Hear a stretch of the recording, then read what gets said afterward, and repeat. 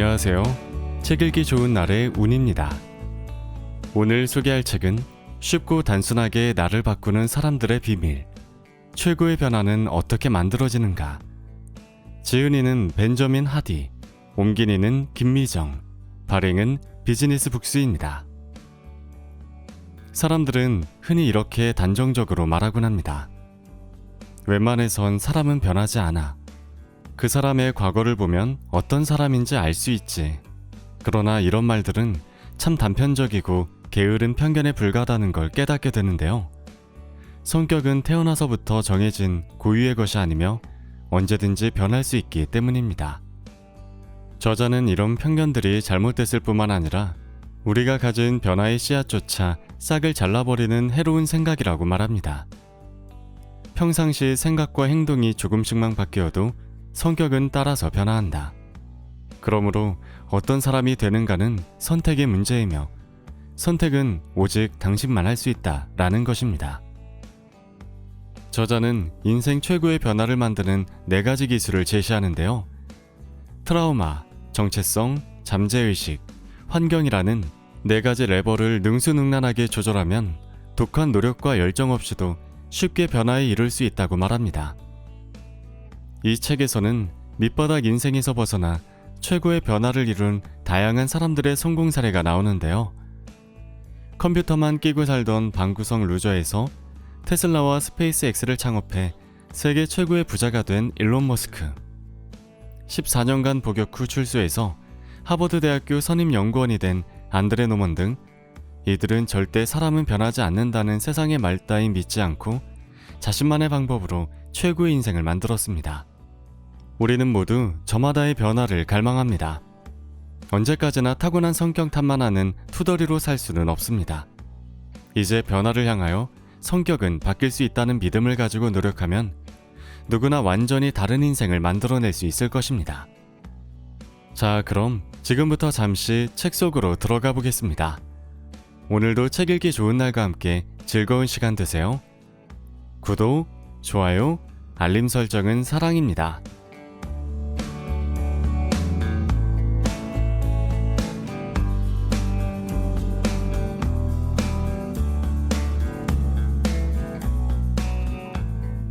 성격은 정말 바꿀 수 없는 걸까?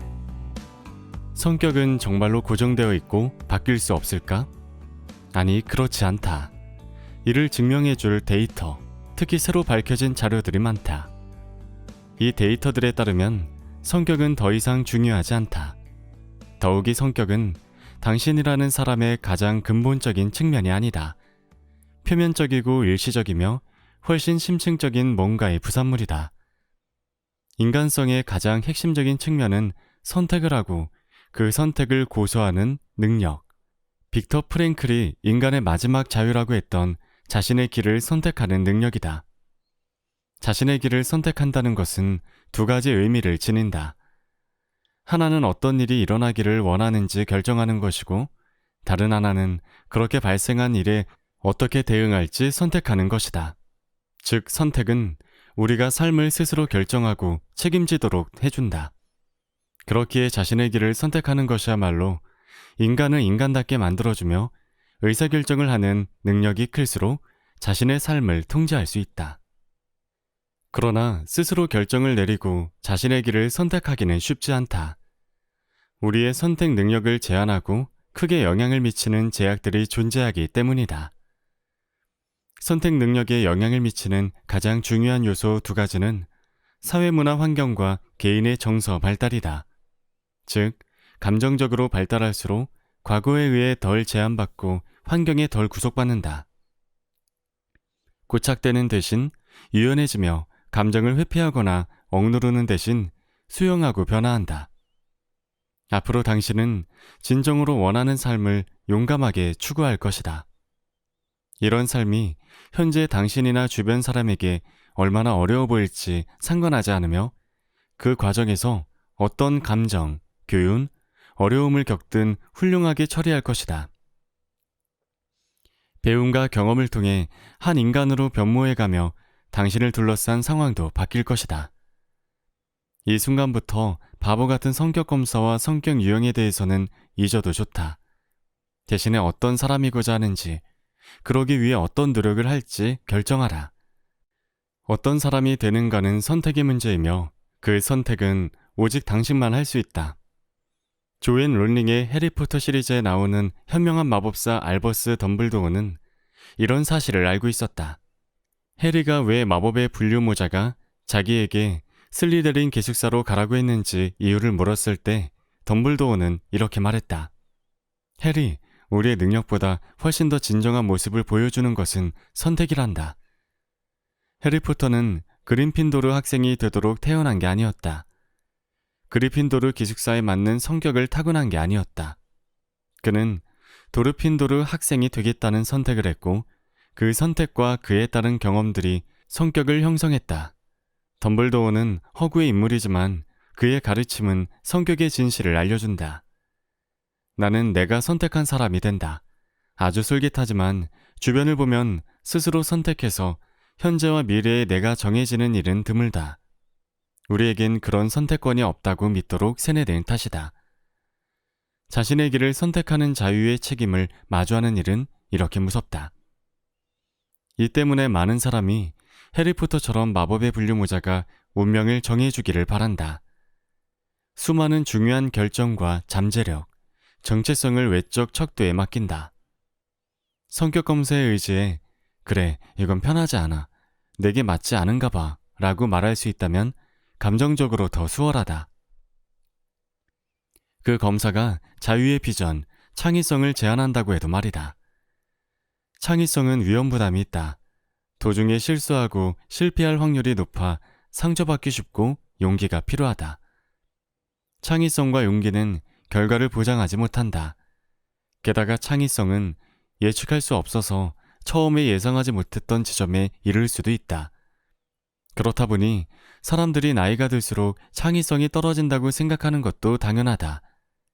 나이가 들면 안정적이고 예측 가능한 상황을 바라기 때문이다. 새로운 경험에 따르는 위험에 맞서기보다는 무엇을 할 수 있고 할 수 없는지 지시받는 걸 더 선호하는 것도 그렇다. 그러나 어떤 사람이 되고 어떤 삶을 살지 결정할 때 우리는 진정으로 원하는 것을 전부 가질 수 있다. 아웃라이어가 될 수 있다. 다른 사람들뿐만 아니라 당신도 깜짝 놀랄 경험을 할 수 있다. 정말 이런 일이 내게 일어나고 있는 거야? 이런 말을 자주 할 것이다. 그렇다. 그런 일이 정말 일어난다. 아웃라이어들의 공통점.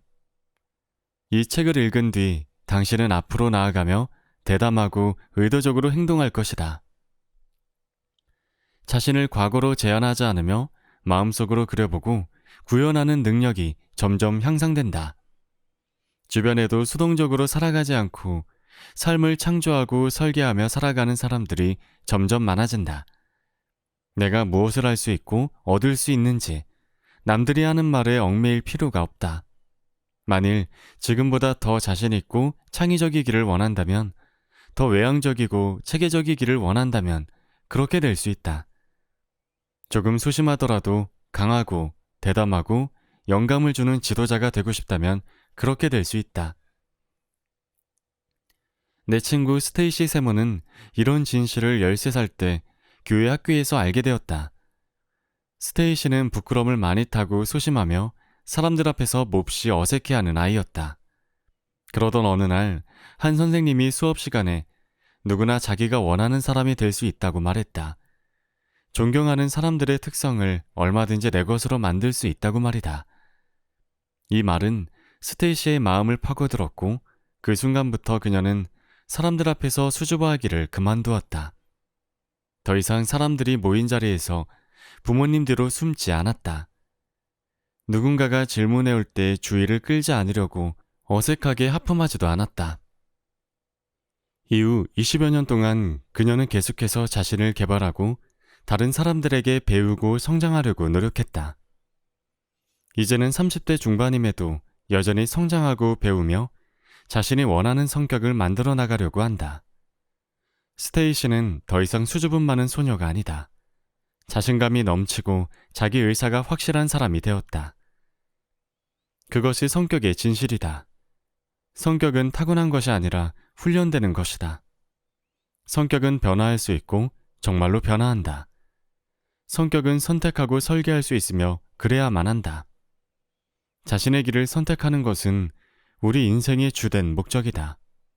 그러나 선택에는 결과가 따르기 때문에 선택에 대한 두려움이 있다. 그래서 사람들은 결정하기를 피하고 자신의 길을 선택하지 않으며 성장과 학습, 변화를 이루지 못한다. 인생에서 대단한 일을 이뤄낸 사람들은 어떻게 했던 걸까?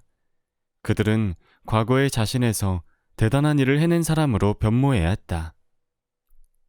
마음속으로 새로운 모습을 그려보고 할 수 있다고 확신해야 했으며 현재의 성격과 상황을 넘어 용감하게 행동해야 했다. 그래서 결국 대단한 사람이 되었다. 흔히들 크게 성공하거나 영향력 있는 사람들은 원래부터 남다르거나 특별한 점이 있다고 여긴다. 그러나 그들에게 물어보면 자신은 아주 평범하며 자신이 이룬 삶은 선택의 문제라고 말할 것이다. 새로운 사람이 되려면 추구할 가치가 있는 새로운 목표가 있어야 한다. 목표는 새로운 자질과 기술을 개발하고 변형적 경험을 선택하게 하는 이유다. 의미 있는 목표 없이는 변화하려는 시도가 의미 없으며 계속해서 앞으로 나아가려는 의지도 떨어진다. 그래서 결국에는 실패한다. 일론 머스크는 어떻게 최고가 되었나? 인생이 변화한 사람들에게 특별한 점이 있다면 미래에 대한 관점밖에 없다. 그들은 과거로부터 규정되기를 거부한다. 그들은 더 의미 있는 비전에 불을 지피기를 멈추는 법이 없다. 날마다 믿음과 희망을 유지하고 많은 실패와 고통이 따를 그 방향으로 용감하게 발걸음을 내디딘다. 한 걸음 나아갈 때마다 자신감은 커지고 정체성은 더 유연해지며 과거에 덜 구속받는다. 나는 내 인생 이야기의 내레이터다. 과거로 규정될 필요가 없다. 과거의 정체성이나 결과가 무엇이었는지는 중요하지 않다. 과거는 미래의 서막이다. 윌리엄 셰익스피어의 템페스트에 나온 대사다. 권력에 굶주리고 교활한 인물 안토니오는 이전에 발생한 모든 일, 즉 과거 때문에 세바스찬과 자신이 지금 살인을 했다고 주장한다. 그들에게는 선택의 여지가 없었던 듯하다. 그들은 행위의 주체가 아니라 도미노 조각이었다. 사람들은 과거를 핑계로 성장을 막는 습관과 태도에서 벗어나지 못한다. 또한 세바스찬처럼 실수를 반복하는 근거로 과거를 들먹인다. 과거를 탓하며 자신은 책임에서 벗어나는 것이다. 자기는 그 일에 대해 책임이 없고 행위자도 아니라고 한다.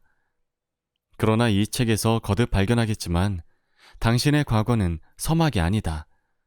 과거는 당신이라는 사람을 규정하는 특징이 아니며 당신은 과거에 기인한 존재가 아니다. 성격은 영구적이지 않다.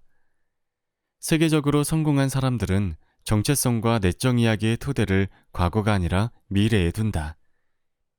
일론 머스크는 화성에서 인생을 마감하고 싶다는 이야기를 자주 한다. 물론 인간의 화성 여행은 아직 가능하지 않다.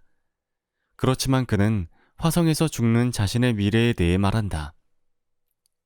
그것이 그의 정체성과 행동, 결정을 형성하는 목적이다.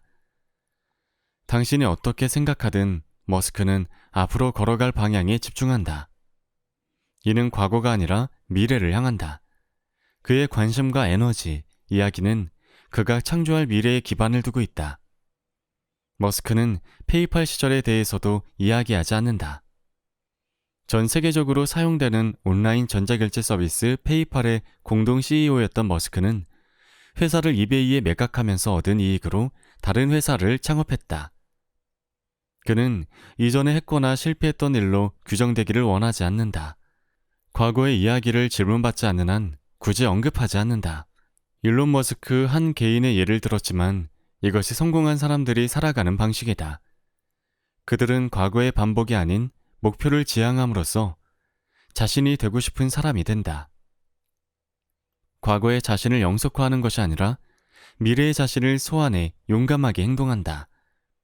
이 책은 예전에 어떤 사람이었든 간에 앞으로 원하는 사람이 되는 법을 알려주고자 한다.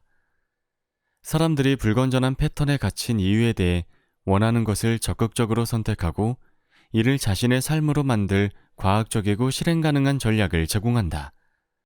로버트 피어시그는 성과 모터사이클 관리술에서 기술이 충분하다면 강철을 원하는 모양으로 만들 수 있지만 기술이 충분하지 않으면 절대 원하는 모양으로 만들 수 없다라고 했다.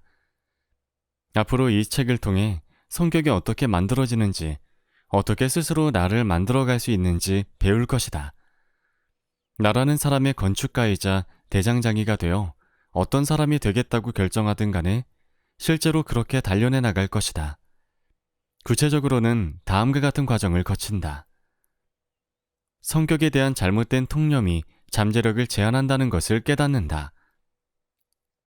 과거 또한 현재와 상관없이 살고 싶은 삶을 스스로 결정한다. 정서적으로 유연해져서 더 이상 과거에 규정당하지 않는다. 트라우마를 재구성해 인생의 모든 일이 단순히 나에게 일어나는 것이 아니라 나를 위해 일어난다는 생각으로 살아간다. 자기 삶의 목적을 분명히 밝힐 만큼 자신감을 갖는다.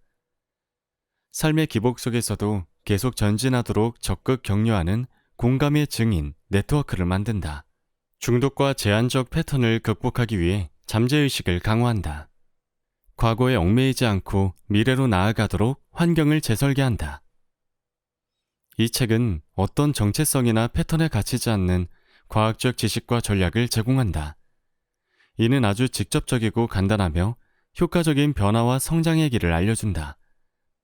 낙관적인 태도만이 더 큰 미래를 결정하고 창조하는 것은 아니다.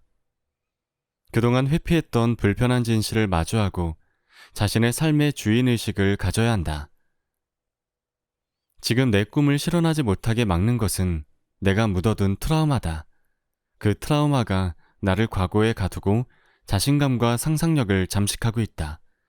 물론 트라우마는 삶을 바꿔놓는 중대한 사건에서 생기기도 한다. 그러나 더 많은 경우 사소한 사건과 대화들로 트라우마가 생기고 이는 내가 어떤 사람이며 무엇을 할 수 있는지에 대한 시각을 제한하고 고정 마인드셋을 만들어낸다. 이제 더 이상 무시할 수 없다. 반드시 해결해야 한다. 더구나 사회적 환경은 내가 더 나은 존재가 되도록 독려하기보다는 현재 또는 과거에 기반한 나의 정체성을 지지한다. 나는 나 자신을 책임져야 한다.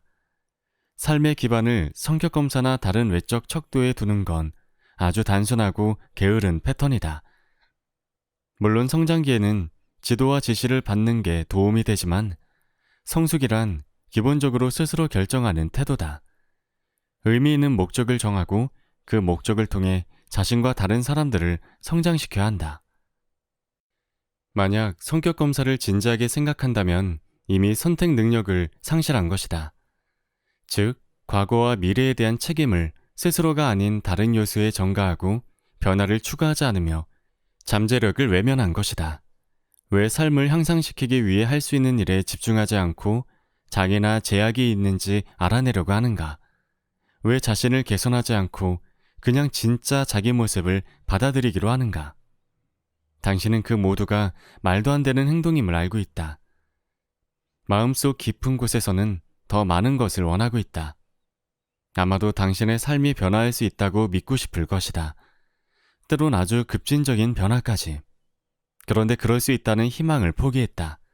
하지만 정말로 신중하게, 효과적으로 삶을 바꾸고 싶다면 이 책을 끝까지 읽기 바란다. 최고의 변화를 만드는 첫 번째 레버, 트라우마를 조절한다. 편견 없는 질문의 힘. 살면서 공감의 증인을 찾는 것과 더불어 당신도 주변 사람들이 간절히 필요로 하는 공감의 증인이 되어야 한다. 아마 당신이 아는 사람들 거의 모두가 감정적 고통을 억누르고 있다고 예상해도 좋다. 대학 총장이자 종교 지도자인 헨리 아이링은 누군가를 만날 때 심각한 공경에 처한 사람처럼 대하라. 아마도 절반 이상이 그럴 것이다 라고 조언했다. 어떤 경험이나 관점도 연민 어린 대화를 통해 바뀔 수 있다. 연구에 따르면 충분히 공감하며 경청할 때 상호 신뢰와 이해가 형성된다. 공감적 경청은 양 당사자가 서로 귀를 기울이고 새로운 과거와 미래를 만들어낼 만한 안전하고 협력적인 환경에서 이뤄져야 한다. 공감력과 애정을 지닌 청자가 있을 때 화자는 자기 이야기를 하고 들으면서 문제를 명확하게 보고 해결책을 찾으려고 한다. 감정적 부담이 덜어지면서 스트레스와 혼란을 덜 느끼고 자존감과 자기 인식이 향상되기 때문이다. 공감으로 경청하라. 공감의 증인이 된다는 건 흥미가 아닌 관심을 보이는 것이다. 서두른다면 공감적 경청이 이루어질 수 없다. 애정으로 경청해야 한다. 상대의 관점을 진정으로 이해하지는 못할지라도 이해하고 싶어 해야 한다. 제대로 된 공감적 경청에서 청자의 핵심 동기는 이해하고 격려해 주는 것이다. 공감적 경청에서는 양 당사자가 각각 마음을 열고 관점을 정리할 시간이 허용된다. 적어도 초반에는 해결책이나 조언이 제시되지 않으며 대신에 진심 어린 개방형 질문을 한다. 답이 돌아온 후에도 청자는 더 많은 정보와 통찰을 얻기 위해 다음과 같은 질문을 이어간다. 좀 더 설명해 줄 수 있어요? 그게 무슨 뜻이죠? 그 부분이 왜 그렇게 중요했을까요? 더 나은 미래를 생각하기를 포기했나요? 이후 어떤 긍정적인 결과가 나왔나요? 이로써 당신의 미래는 어떻게 달라질까요? 이제 앞으로 나아가기 위해 무엇을 할 수 있을까요? 무엇을 도와줄까요? 상대방이 말한 후에는 그의 말을 반복해 말하면서 올바로 들었는지 확인하라. 그리고 더 이야기해보라고 하라. 심층적이고 일관된 경청을 기반으로 현실적이고 진심 어린 질문을 하라. 관계에서 가장 중요한 것은 신뢰다. 성급하게 신뢰를 쌓으려고 하지 마라. 일단 신뢰가 쌓이면 모든 것이 가능해지지만 한번 신뢰가 깨지면 가장 간단한 문제조차 극복할 수 없다. 신뢰를 잃으면 자신감과 희망도 사라진다. 앞서 살펴본 로잘리의 경우 그녀는 하고 싶은 일을 할 만큼 자기 자신을 믿어야 했다. 그러나 자신감과 희망을 잃어 미래는 사라졌고 과거만이 중요해졌다. 따라서 트라우마를 바꾸는 일은 궁극적으로는 신뢰를 회복하는 일이다. 신뢰와 자신감은 상상력의 토대이자 변화의 가능성이다. 트라우마는 그런 상상력을 산산이 부순다. 트라우마는 어떤 관계에서도 생길 수 있다. 사람은 실수하기 때문이다. 트라우마를 떨치고 앞으로 나아가려면 사과를 받고 용서해야 한다. 그리고 사과와 용서가 비슷한 시기에 이루어져야 한다. 과거사에 대한 양측의 관점은 객관적이지 않으며 오히려 주관적인 의미를 지닐 때가 많다. 그러므로 과거에 대한 기억은 공감과 애정 어린 이해를 통해 함께 만들어져야 한다. 어떤 트라우마라도 바뀔 수 있다. 과거는 바뀔 수 있다. 심하게 교착되고 와해된 관계에서도 그렇다. 피하지 않는 것이 첫걸음. 우리의 내면 깊은 곳에는 트라우마가 있다. 만일 트라우마를 변화시킨다면 달성하려는 목표는 거침없이 진행될 것이다. 그러나 트라우마를 바꾸지 않는다면 삶은 트라우마의 부산물이 되고 만다. 우리 대부분은 트라우마를 일상에서 분리해 내면화한 다음 회피하는 경향이 있다. 부정적이고 고통스럽고 무력한 초기의 감정 반응이 기억을 저장하는 필터가 된다. 그러나 건강한 기억은 시간이 지나면서 변한다. 성장하는 사람이 기억하는 과거는 계속해서 변화하고 의미와 유용성이 확장된다. 고통스러운 경험에서 벗어나고자 한다면 피해서는 안 된다. 정면으로 마주할 필요가 있다. 이때 떠오르는 생각과 감정들을 일기에 적고 정리하는 것이 필수적이며 효과가 있다. 마음에 있는 생각과 감정을 꺼내 종이에 쓰면 된다. 자신의 감정과 부정적인 경험을 마주하다 보면 점차 바뀌는 것을 느낄 수 있다. 그렇지만 경험을 재구성하는 데 도움을 줄 외부인의 관점도 필요하다. 속담에도 있듯이 병 안에서 상표를 읽을 수는 없다. 공감의 증인, 즉 섣불리 충고하지 않고 나의 이야기에 귀를 기울여줄 사람이 있다면 감정을 솔직히 표현할 수 있을 것이다. 상담 전문가를 찾아도 좋다. 그는 훌륭한 공감의 증인이 되어줄 것이다. 아직 변화시키지 못한 부정적이거나 고통스러운 경험이 있다면 이제 공감의 증인을 찾아야 할 때다. 이제 트라우마와 과거를 바꿀 때다. 초기 반응을 넘어 심리적으로 유연해질 때다. 자신이 신뢰하는 사람에게 연락하라. 자신의 이야기와 경험을 가능한 한 솔직히 털어놓아라. 또한 미래의 자신과 진짜 욕구도 허심탄회하게 이야기하라. 트라우마의 부작용으로 추구해왔을지 모를 작은 목표들에 대해서도 털어놓자. 마지막으로 인생에서 가장 중요한 사람들 가운데 용서가 필요하거나 더 깊은 유대를 나눌 필요가 있는 사람이 있다면 가서 대화를 나눠라. 과거의 감정이 얼마나 빨리 사라지고 변하는지 놀랄 것이다. 나의 삶이 얼마나 숨막혔는지 깨닫지 못했는데 이제는 숨을 쉬러 올라온 느낌이 들 것이다. 체인지 포인트. 과거에 갇혀있는 관계가 있는가? 이전의 경험들이 지금의 관계에서 고정 마인드셋을 만들어냈는가? 최고의 변화를 만드는 두 번째 레버. 정체성을 다시 쓴다. 나를 바꾸는 5가지 전략. 이제 당신의 과제는 과거 이야기를 고치는 것이다. 첫 단계는 목표와의 관리에서 벗어나 진전 상황으로 초점을 바꾸는 것이다. 그 방법은 다음과 같다. 1단계, 목표와의 괴리에서 진전 상황으로 과거의 의미 전환하기. 목표와의 괴리에서 진전 상황으로 마인드셋을 바꾸는 훈련을 해보자. 일기를 꺼내 다음 질문들에 답해보라. 지난 10년을 돌아보자.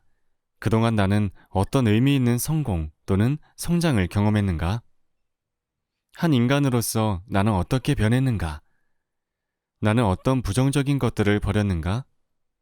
지난 몇 년 사이에 삶에 대한 나의 관점은 어떻게 변했는가? 지난 90일 동안 스스로 이룬 성과 1가지에서 3가지 또는 발전의 징후는 무엇인가? 발전에 초점을 맞추면 변화와 성장에 집중할 수 있다.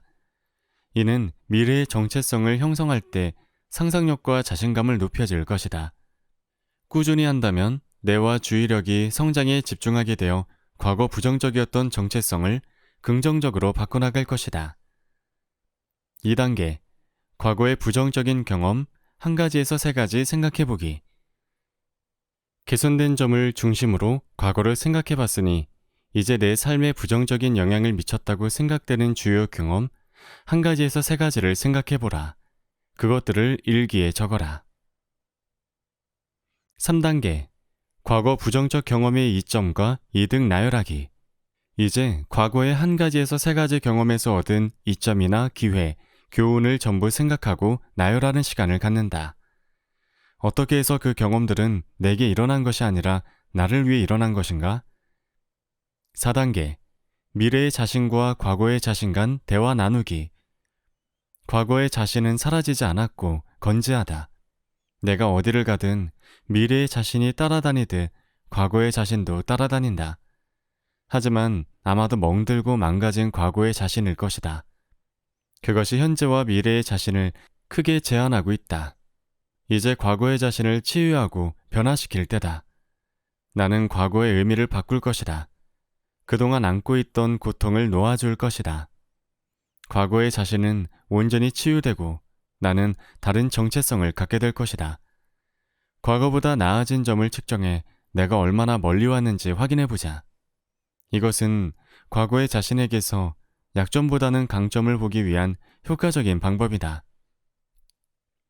또 다른 강력한 기법은 미래 자신과 과거 자신이 대화를 나누는 것이다. 이를 위해 일기 쓰기, 상상하기, 심리치료를 동원해도 좋고 당신이 원하는 어떤 방법을 사용해도 좋다. 우선 이상적인 미래의 자신을 상상하라. 이상적인 미래의 자신은 믿을 수 없을 만큼 동정심과 이해심이 많고 현명하다. 많은 일을 겪었고 삶의 자유와 능력을 원하는 만큼 만들어냈다. 일기에 다음 몇 가지 질문의 답을 적으며 시작해보자. 미래의 나는 과거의 나를 어떻게 보는가? 미래의 나는 과거의 나에게 뭐라고 말할까? 미래의 나와 과거의 내가 함께 오후를 보낸다면 어떤 시간을 보낼 것 같은가? 과거의 나는 미래의 나를 어떻게 생각할까? 과거의 내가 미래의 나에게 애정어린 조언을 들을 때 어떤 느낌을 받을까? 그 대화에서 과거를 뒤로하고 앞으로 나아가도 된다는 연민 어린 허락을 받는다면 과거의 나는 어떤 사람이 될까? 5단계. 과거의 나를 규정하는 정체성 서사 바꾸기. 나의 이야기를 바꿀 때 새로운 가능성을 보게 된다. 나는 더 이상 과거 사건의 희생자가 아니다. 능동적으로 경험에서 의미를 만들어내는 사람이다. 내 과거는 지금 여기서 재구축하고 설계하는 의미이며 이야기이다. 돌아볼 때마다 바뀌는 이야기다. 치유되고 건강해진 과거는 내가 이용할 수 있는 정보의 원천일 뿐이다. 과거는 내가 작업할 원재료일 뿐으로 아주 쉽게 변형되고 유연하다. 과거의 조각들을 가져다 어떤 것들을 버릴지, 어떻게 구성할지 선택할 수 있다. 나는 기억을 끄집어낼 때마다 기억을 바꾼다. 기억을 자주 끄집어낼수록 더 많이 바꾼다. 기억은 마치 귓속말 게임, 일렬로 또는 둥글게 앉아 옆 사람에게 차례차례 귓속말로 전달해 마지막에 정확히 전달됐는지 보는 게임과도 같다. 자주 이야기하거나 상상할수록 기억은 더 많이 변한다. 신경과학자 도나 브리치가 말했듯이 기억이란 단순히 원래의 사건으로 시간여행을 가서 꺼내는 이미지가 아니라 이전에 회상했던 경우들 때문에 다소 왜곡된 이미지일 수 있다. 한 사건에 대한 기억은 인출될 때마다 완전히 틀렸을 정도로 정확도가 떨어질 수 있다. 미래의 자신과 과거의 자신이 대화를 했는가? 이제 과거의 자신은 어떤 사람이 되었는가? 지금 나와 함께하고 있는 과거의 나는 누구인가? 치유되고 변화된 지금, 과거의 자신은 무엇이 달라졌는가? 나는 과거의 자신에 대해 어떻게 생각하는가? 과거에 대해 질문을 받을 때 나에게 말해줄 새로운 이야기는 무엇인가? 앞으로 나아가고 기억을 바꿀 때는 의도적으로 하라. 우울하거나 위험하다고 느낄 때 힘든 기억을 떠올리지 마라. 안전하고 행복하면서 마음이 가볍고 당신을 사랑해주는 사람들과 함께 있을 때 의도적으로 어려운 기억에 방문하라.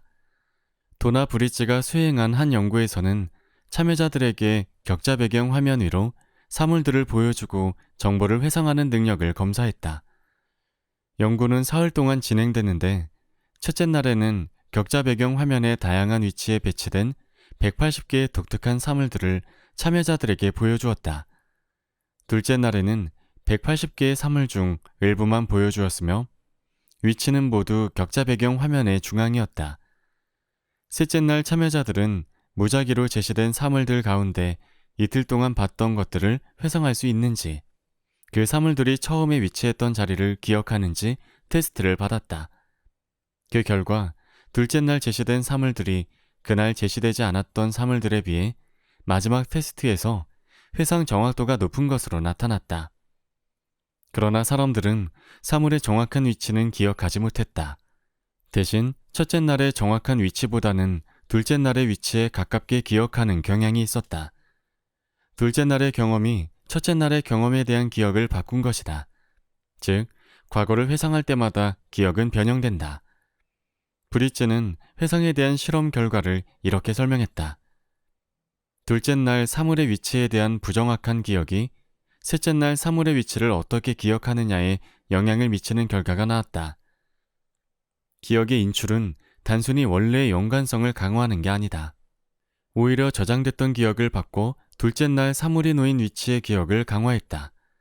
우리가 뭔가를 바라보거나 살펴볼 때마다 뇌는 그것을 바꾼다. 물리학 개념인 관찰자 효과는 현상을 관찰하는 것만으로도 필연적으로 그 현상이 변한다는 사실을 보여준다. 예를 들어 자동차 타이어의 공기압을 점검만 해도 소량의 공기가 빠져나올 수밖에 없으므로 공기압이 바뀐다. 어떤 물체를 바라보면 빛이 그 물체를 향하므로 물체가 빛을 반사하게 한다. 아주 작더라도 반드시 변화가 일어난다. 우리는 과거를 바라봄으로써 과거를 바꿀 수 있다. 당신이 과거를 볼 때마다 과거는 바뀔 것이다. 당신이 거울을 들여다볼 때마다 당신은 바뀔 것이다.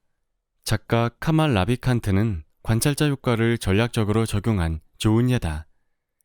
그는 거울을 볼 때마다 자신에게 사랑해라고 말했다.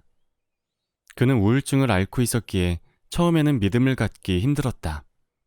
하지만 이렇게 할 때마다 희미하게나마 변화가 생겨났다.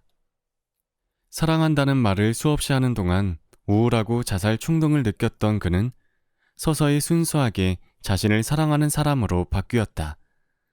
시간이 흐르는 동안 거울 속 그의 모습은 변했다. 이제 그는 새로운 정서적 토대를 갖추고 완전히 다른 성격이 되었다. 과거와 현재, 미래까지 그의 이야기는 전부가 변했다. 과거에 무슨 일이 있었든 그 일이 얼마나 독특하고 끔찍했든 과거와 미래의 자기 모습을 만들어갈 능력은 누구에게나 똑같이 있다. 당신이 겪은 일을 깎아내리려 하는 게 아니다. 이전에 했던 경험의 감정적 영향을 무시하려는 것도 아니다. 당신이 말 그대로 과거의 설계자라는 사실을 보여주고자 한다. 스스로 과거를 어떻게 기억하기로 선택하느냐가 실제로 일어난 일보다 훨씬 더 많이 당신의 과거를 결정한다. 체인지 포인트. 나는 어떤 이야기를 가지고 있는가? 나의 과거에서 중심이 되는 경험은 무엇인가? 그 경험들에서 얻은 이득은 무엇인가? 과거의 자신은 어떤 사람인가? 과거의 자신에 대해 어떻게 생각하는가?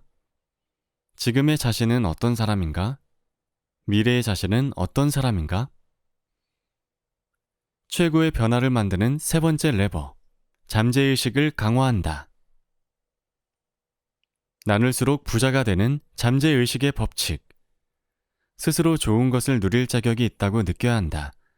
수입의 일부를 자선단체에 정기적으로 기부하는 건 앞으로 주어질 것들을 받을 자격이 있다고 잠재의식을 설득하는 방법이다. 이렇게 하면 잠재의식이 방해를 끝낼 뿐 아니라 당신의 탐색을 적극적으로 지원하기 시작한다. 다니엘 라핀. 기능적 자기 공명 영상으로 실험한 한 연구에 따르면 자선기부가 행복감과 연관이 있다고 한다. 다른 연구 결과들에서도 선물하기나 자선기부 같은 이타적 재무 행동이 행복과 관련이 있는 것으로 나타났다. 행복은 성공적 결과와도 연관이 있음을 보여준 연구도 있다. 따라서 기부활동이나 재테크 등 나를 행복하게 해주는 행동을 하는 것은 분명히 가치 있는 일이다. 행복을 안겨준다는 것도 좋지만 기부는 잠재의식에 가시적이고 강력한 영향을 미친다. 기부는 내가 남들에게 베푸는 사람이라는 강력한 신호를 자신에게 보내며 잠재의식을 고무한다. 그래서 우리는 정체성을 확장시키는 도구로 기부를 활용해야 한다. 생각한 크기만큼 돈을 번다. 종교적인 예이기는 하지만 조지 캐넌의 이야기는 자선기부가 정체성을 어떻게 변화시킬 수 있는지 잘 보여준다. 캐넌은 기독교인이었다. 그는 성경에서 강조하는 대로 수입의 10%를 11조로 바쳐 자신의 신앙심을 증명했다. 가난한 젊은이였음에도 불구하고 11조를 대하는 그의 자세는 매우 혁신적이었다. 벌어들인 돈의 10%를 내는 대신 앞으로 벌어들이겠다고 계획한 돈에서 10%를 내겠다고 결정한 것이다. 정신건강학자이자 심리치료사인 웬디 왓슨 넬슨은 강연 중에 캐논의 이야기를 꺼내며 이렇게 말했다. 가난한 청년 조지가 11조를 많이 낸다고 주교님이 말하자 조지는 이렇게 말했습니다. 주교님, 저는 번 돈에서 11조를 내는 게 아닙니다. 제가 벌고 싶은 돈에서 11조를 내고 있습니다. 그리고 그 다음 해에 조지는 정확히 전년도에 낸 11조의 10배를 벌었습니다. 조지는 거래하듯 11조에 접근하지 않았다. 그는 11조를 비용으로 보지 않고 미래의 자신, 그리고 하느님과 자신의 관계에 대한 투자로 봤다. 이런 행동은 조지의 잠재의식을 향상시켰다. 그는 현재나 과거가 아니라 미래의 자신처럼 행동했다. 미래에 낼 수 있는 11조를 내므로써 그는 자신이 충분히 그럴 수 있는 사람이라고 믿고자 했다. 그래서 재정적으로나 심리적으로, 심지어 영적으로도 영감을 구하고 믿음으로 행동했다. 그는 벌고 싶은 돈의 10%를 11조로 투자하고 투자한 금액의 10배를 버는 사람의 시선에서 행동했다. 그 결과 조지는 빠르게 자신이 생각했던 사람이 되었다. 나는 2017년 1월에 처음으로 이 이야기를 들었다. 그 후부터 자선 기부를 우선순위에 두었고 정말로 수입이 극적으로 증가했다. 하지만 단순히 수입의 증가에 그치지 않았으며 나의 정체성과 자신감이 변했다. 나는 내게 더 큰 학습 능력과 성장 능력이 있다고 믿게 됐다. 훨씬 더 유연해졌으며 일이 내가 가고자 하는 대로 내가 원하는 방식대로 될 거라는 확신과 믿음도 더 커졌다. 용감한 도약을 할 용의도 더 커졌다. 나는 타당한 일이라면 도움이 필요한 사람을 도울 기회도 놓치지 않는다. 최근에 우버 택시를 탔는데 택시기사가 아이가 내신 50대 초반의 싱글맘이었다. 그녀는 자녀들을 대학까지 보내기 위해 일주일에 60시간 이상 일하고 있었다. 자신도 학위를 마치고 싶었지만 각종 청구서 대금 때문에 어찌할 도리가 없다고 했다. 나는 몇백 달러 금액의 청구서 중 하나를 내주기로 했다. 그렇게 하면 그녀는 예상보다 1년 일찍 학교로 돌아갈 수 있었다. 그녀는 눈물이 차오른 눈으로 나를 보며 믿기지 않는다고 했다. 내 선물이 그녀에게 미친 영향에 오히려 내가 놀랐다. 나는 더 많은 사람을 도울 수 있도록 재무 상황을 개선하고 싶어졌고, 이로써 내 잠재의식과 미래의 자신이 확장되는 경험을 했다. 자선기부는 잠재의식을 강화하는 강력한 기법이다. 더 많이 기부할수록 기부할 수 있는 역량이 커진다. 마크 빅터 한센과 로버트 앨런의 설명을 들어보자. 기부는 우리와 우리의 생각, 그리고 결과를 2배로 만든다. 마치 풍요로운 바다와 같아서 티스푼, 양동이, 트레일러로 퍼올려도 상관없다. 미래의 자신이 되려면 깊은 잠재의식의 수준에서 자신을 변화시켜야 한다. 희망사항이라며 가끔 속으로 떠올리는 것으로는 충분하지 않다. 행동에 나서야 하며 정체성을 바꾸고 절정 경험을 해야 한다. 단식과 자선기부는 잠재의식을 강화하는 많은 행동 가운데 겨우 2가지일 뿐이다. 나는 과거의 행동들로 규정되는 게 아니라 미래의 행동으로 정의되어야 한다. 과거의 경험들로 규정되는 게 아니라 미래에 할 절정 경험들, 내가 계획한 사람으로 바꿔줄 경험들로 정의되어야 한다. 한 번이라도 인생을 바꿔보고 싶은 당신에게 당신은 뭐든지 될 수 있다. 지금까지 많은 내용을 다뤘다. 트라우마, 이야기, 잠재의식, 환경, 그리고 이 요인들이 어떻게 건강하지 못한 순환을 반복하게 하는지 논의했다. 또한 우리 문화에 만연한 성격에 관한 통념에 대해서도 다뤘다. 그런 통념을 받아들인다면 앞으로도 평범하고 평균적인 삶을 살 수밖에 없다. 이제 당신은 상상력, 동기, 믿음, 용기를 높일 능력이 생겼다. 미래를 포용하고 과거로 바꿀 수 있는 능력이 생겼다. 이 책을 읽는 동안 당신은 수십 가지 질문을 받았다. 그 질문들을 다시 살펴보고 일기에 그 답을 적어보라. 매일 일기를 쓰면서 무모한 꿈을 꾸고 그 꿈대로 살 수 있도록 상상하고 설계하고 전략을 짜도록 하라. 성격은 영구적인 것이 아니라 선택이다. 성격은 극단적으로 바뀔 수 있다. 당신이 꿈꾸는 삶이 결국에는 당연한 삶, 새로운 표준이 될 수 있다. 가장 무모하고 가장 창의적인 미래의 자신에 도달하는 순간, 거기서 얻은 자신감과 믿음으로 그보다 더 크고 더 나은 미래의 자신을 다시 추구하라. 인생은 교실이다. 당신은 성장하기 위해 왔다. 믿음과 설계에 따라 살기 위해 왔다. 당신은 인생이란 교실에 선택을 하기 위해 와 있다. 선택은 당신의 것이다. 어떤 사람이 될 것인가?